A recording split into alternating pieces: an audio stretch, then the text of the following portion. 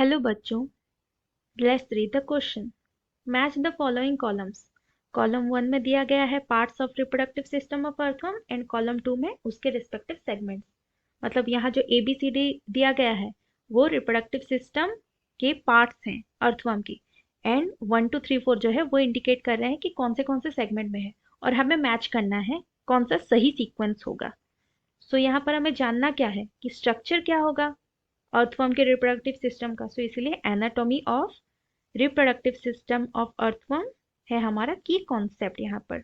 Okay, तो अभी हम क्या करते हैं, एक एक करके जितने पार्ट्स दिए गए हैं रिप्रोडक्टिव सिस्टम के उन्हें लिख लेते हैं। तो पहला है ए है मतलब टेस्टिस, बी है सेमिनल वेसिकल, सी है एसेसरी ग्लैंड एंड डी है स्पर्मथिका। अब इन सब के रेस्पेक्टिव में ये कौन से सेगमेंट में प्रेजेंट रहते हैं वो लिखेंगे। सो टेस्टिस कितने रहते हैं, 2 पेयर्स रहते हैं, और वो दोनों पेयर्स एक 10th सेगमेंट में रहेगा एक पेयर, और एक पेयर 11th सेगमेंट में रहेगा। सो कॉलम 2 में से वो फर्स्ट वाला होगा, फर्स्ट पॉइंट होगा। नेक्स्ट सेमिनल वेसिकल्स, बी है सेमिनल वेसिकल्स, वो भी 2 पेयर रहते हैं, एक 11th सेगमेंट में होगा और एक 12th सेगमेंट में होगा, मतलब पॉइंट 2।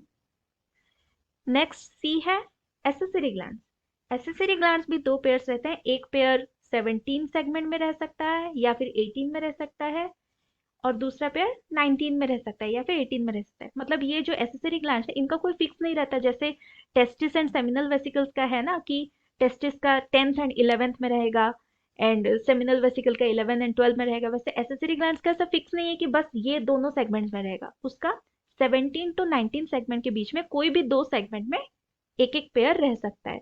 सो वो है epsilon naught option 3, point 3 of column 2। Okay, now 4 मतलब डी है स्पर्मथिका।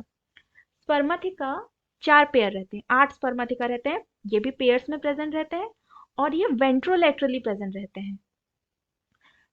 जैसे वो 6 एंड 7 सेगमेंट के बीच में एक पेयर रहेगा, 7th 8 सेगमेंट के बीच में एक पेयर रहेगा, वैसे करके 9 सेगमेंट तक वो रहते हैं।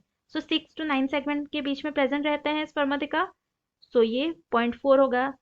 सो A1 B2 C3 D4, ये कौन सा ऑप्शन है, option A. So that is our answer. Hope you understood it well. Thank you.